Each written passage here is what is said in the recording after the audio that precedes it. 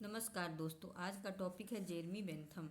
इससे पहले मैं यूजीसी नेट यूनिट 2 का लगभग नोट्स डाल चुकी हूँ अपने इस चैनल पे। और आप लोग उसको पढ़ लीजिए, सब्सक्रिप्शन या सब्सक्राइब कर लीजिए चैनल को और उस सबको पढ़ लीजिएगा, क्योंकि बहुत सारे बुक को पढ़ के ये मैं नोट्स बनाई हूँ। बहुत सारे नोट्स को पढ़ के सारे बहुत क्वालिटी वाला कलेक्शन डाल के मैं नोट्स बनाई हूँ। और बहुत फैक्ट है, अच्छा अच्छा फैक्ट डाली हूँ जो एग्ज़ाम बेस्ड है। और इसको पढ़ लीजिएगा। और डिस्क्रिप्शन बॉक्स में मैं नोट्स को डाल दूँगी, उसे भी डाउनलोड करके पढ़ लीजिएगा और लिख लीजिएगा। आप लोग हमेशा के लिए हो जाएगा आप लोग को। तो इसको आप लोग पढ़िए और पसंद आए तो लाइक और शेयर ज़रूर कीजिए। तो मैं शुरू कर रही हूँ। आज का टॉपिक है जेरमी बेंथम। मैं शुरू कर रही हूँ। अभी मैं सारांश से स्टार्ट कर रही हूँ। जेरमी बेंथम की उपयोगितावाद का जेरमी बेंथम को उपयोगितावाद का पितामह कहा जाता है। जहाँ कहीं भी उपयोगितावाद की बात चलती है तो सर्वप्रथम बेंथम का नाम आ ही जाता है। लेकिन बेंथम को उपयोगितावाद का आदि प्रतिपादक नहीं कहा जा सकता, क्योंकि इस विचारधारा की परंपरा बेंथम से काफ़ी पहले की है। 1775 में हचेसन ने अपनी पुस्तक सिस्टम ऑफ मोरल फिलोसफी में उपयोगितावाद के मूल मंत्र अधिकतम संख्या के अधिकतम सुख शब्द वाक्य का प्रयोग किया था। हचेसन ने इस सिद्धांत की प्रिस्टले से प्राप्त किया, जिसने इस शब्द का प्रयोग सर्वप्रथम अपनी पुस्तक essay on first principle of government में किया, किंतु इसे दार्शनिक संप्रदाय के रूप में प्रभावशाली विचारधारा बना दिया। अतः इसी कारण राजनीतिक विज्ञान के विद्वान इसे बेंथमवाद के नाम से भी पुकारते हैं। कहा जाता है कि बेंथम के हाथों में आकर उपयोगितावाद नैतिक सिद्धांत को छोड़कर राजनीति का एक प्रमुख सिद्धांत बन गया। बेंथम ने इसके महत्व को पहचाना, इसे अपने दर्शन का मूल मंत्र बनाया और इस पर एक सुव्यवस्थित विचार प्रणाली का निर्माण किया।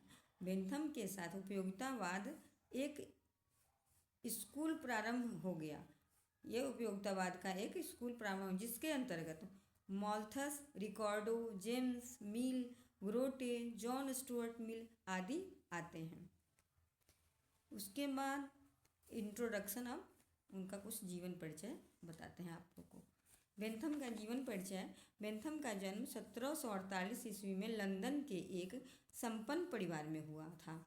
84 वर्ष की परिपक्व अवस्था में 1832 में इनका देहांत हो गया, जबकि उनकी ख्याति चरम सीमा पर पहुंची हुई थी। उसके बाद बेंथम बाल्यकाल से ही एक प्रतिभा संपन्न बालक थे। वे 3 वर्ष की आयु में लैटिन और 4 वर्ष की आयु में फ्रेंच पढ़ने लगे थे। कहा जाता है कि इसी अवस्था में ही उसने रेपिन द्वारा लिखित इंग्लैंड का इतिहास नामक ग्रंथ पढ़ लिया था। 15 वर्ष की अवस्था में उसने ऑक्सफोर्ड के क्वींस कॉलेज से स्नातक की उपाधि धारण की और क्लिंस इन में कानून का अध्ययन करने के बाद 1722 में उसे वकालत करना आरंभ कर दिया।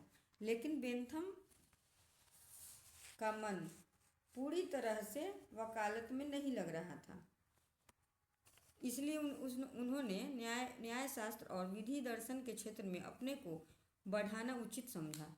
बेंथम की प्रमुख रचनाएं इस प्रकार हैं। पहला है फ्रेगमेंट्स ऑन गवर्नमेंट, जो 1776 में प्रकाशित हुई। दूसरा है introduction to the principle of morals and legislation, जो 1789 में प्रकाशित हुई। एमिनसिपेट योर कॉलोनीज, जो 1783 में प्रकाशित हुई। Principles of international law. उसके बाद discourses of civil and penal legislation, जो 1802 में प्रकाशित हुई। केसिज्म ऑफ पार्लियामेंट्री रिफॉर्म, जो 1809 में प्रकाशित हुई।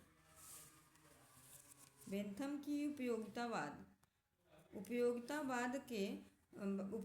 19वीं सदी में ब्रिटिश दार्शनिकों द्वारा प्रतिपादित राज्य के कार्यों से संबंध रखने वाला एक महत्वपूर्ण सिद्धांत है। इसे यह नाम देने का कारण यह है कि इसके अनुसार राज्य के सभी कार्यों की कसौटी उपयोगितावाद यूटिलिटी होनी चाहिए। उसके बाद है राज्य को यही कार्य करने चाहिए जो उपयोगी हो। उपयोगी का अर्थ है उपयुक्त या आनंद या सुख प्रदान करने वाला। उपयोगिता बेंथम की समुचित विचारधारा तथा चिंतन का मूल मंत्र या आधारशिला है। बेंथम के उपयोगितावाद की प्रमुख विशेषताएं निम्न हैं।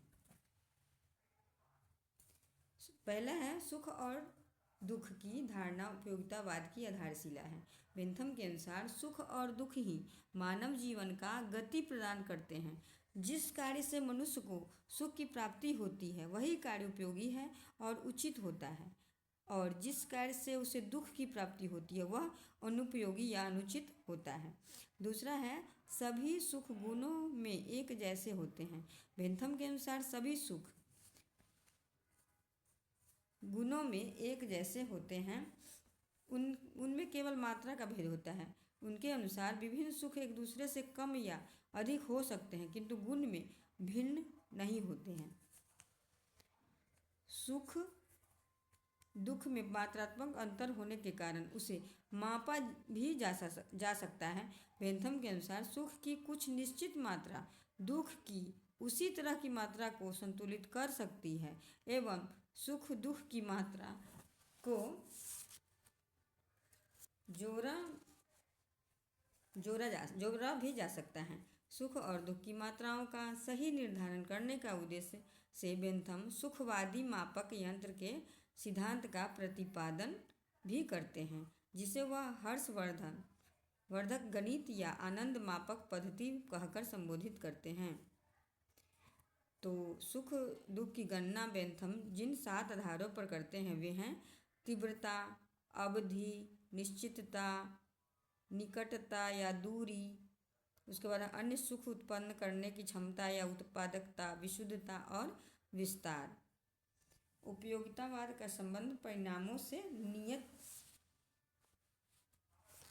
चौथा पॉइंट है उपयोगितावाद का संबंध परिणामों से है, नियत से नहीं। बेंथम का विचार है कि किसी भी कार्य की उपयोगिता उसके परिणाम से ज्ञात हो सकती है, नियत से नहीं। बेंथम नियत के महत्व को भी सिर्फ इसी हद तक स्वीकार करता है जिस हद तक किसी कार्य के परिणाम को निर्धारित करने में वह योगदान करती है। आगे का पॉइंट है उपयोगिता सुख की प्राप्ति और दुख के निवारण का सिद्धांत है। सुख दुख का स्वरूप क्या है और इसका निर्धारण कैसे किया जाए, इसका बेंथम ने वैधानिक ढंग से विवेचना किया है। उसके अनुसार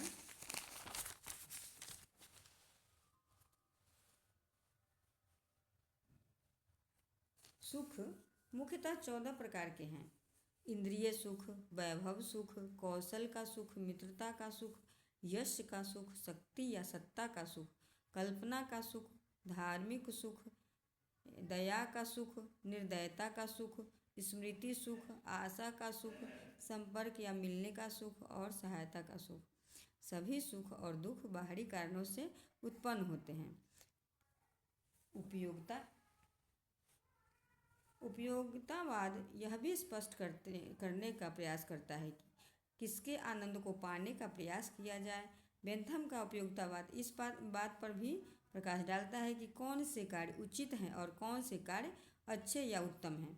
बेंथम के अनुसार उपयोगितावाद का सिद्धांत सार्वभौमिक एवं सार्वलौकिक हैं। तो बेंथम का अभी और भी आगे बहुत सारा पॉइंट है, तो मैं आगे वाले वीडियो में डाल दूँगी। ये थोड़ा सा छोटा बना रही हूँ क्योंकि थोड़ा थोड़ा करके पढ़ाऊँगी तो आप लोग को भी मज़ा आएगा, इंटरेस्ट से आप लोग पढ़िएगा। तो आप लोग इसको अच्छे से पढ़िए। आगे पार्ट 2 मैं डाल दूँगी, तो इसको भी देखते रहिएगा और डिस्क्रिप्शन बॉक्स में नोट्स डाल दूँगी, उसको भी डाउनलोड करके पढ़ लीजिएगा। तो आप लोग ज़रूर लाइक कीजिए और सब्सक्राइब कीजिए। धन्यवाद।